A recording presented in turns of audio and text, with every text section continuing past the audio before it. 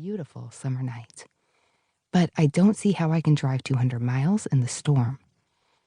So now I'm staring at my computer monitor, hoping against hope that my next click will deliver a happier version of reality.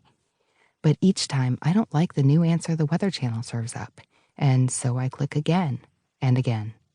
I make myself walk away from the computer to, actually accomplish something, but I can't concentrate with the storm looming. So I sneak back to my screen and check again. I feel more agitated with every click.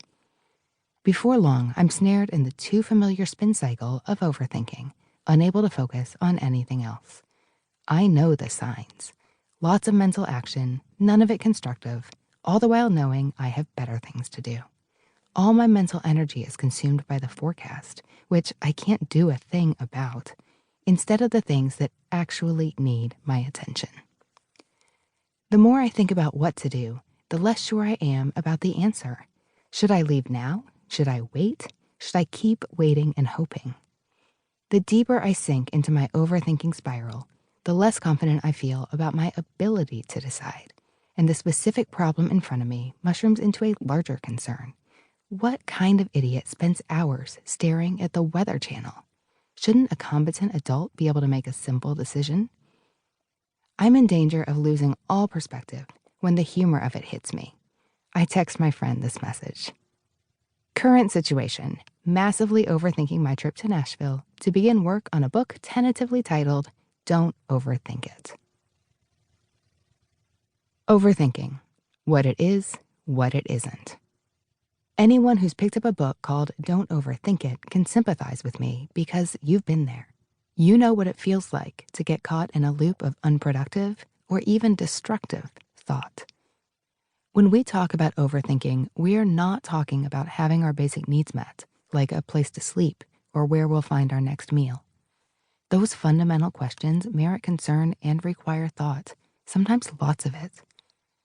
And we're not talking about major life decisions, like whether to change careers or end a relationship or move across the country. Big decisions like these require dedicated thought. When we talk about overthinking, we're talking about those times when we lavish mental energy on things that don't deserve it. Those times when we can't seem to think about anything else, even though we know our thoughts are better spent elsewhere. Overthinking takes different forms. Sometimes it looks like worry.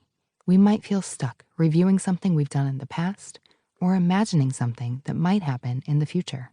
We might spend 20 minutes leaping to imaginative and dire conclusions about that short email from our boss or the note from our child's teacher, or we may construct an elaborate and scary scenario in our mind about why our mom hasn't returned our call.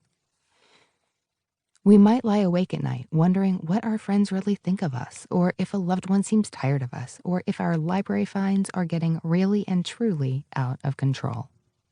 Sometimes overthinking looks like fretting about the small stuff, devoting disproportionate amounts of brain space to the relatively insignificant. We might catch ourselves in the middle of a long train of thought about whether we should exchange that new pair of jeans for the next size up, or why the washing machine water doesn't seem as hot as it used to, and what we should do about it. Sometimes overthinking looks like second-guessing ourselves. We put just because flowers on the grocery list, but are they really worth the money? We're interested in that concert, but would we be better off with a night in? We want the kids to see the meteor shower, but will the loss of sleep be worth it? Seeing old friends is great, but will we regret using all our vacation time for the reunion? Waffling feels uncomfortable, but without any guiding principles or coherent philosophy, we can't seem to help ourselves. Whether the concern elbowing into our thoughts is big or small, we recognize the common thread. These thoughts are repetitive, unhealthy, and unhelpful. Our brains are hard at work, but accomplishing nothing. It is exhausting and makes us feel crappy. Dr. Susan Nolan Hoeksema was a psychology professor at Yale, whose research focused on women's mental health and well-being. Her studies over a 20-year period showed that overthinking makes life harder, hurts our relationships, and may contribute to mental disorders like depression, severe anxiety, and alcohol abuse.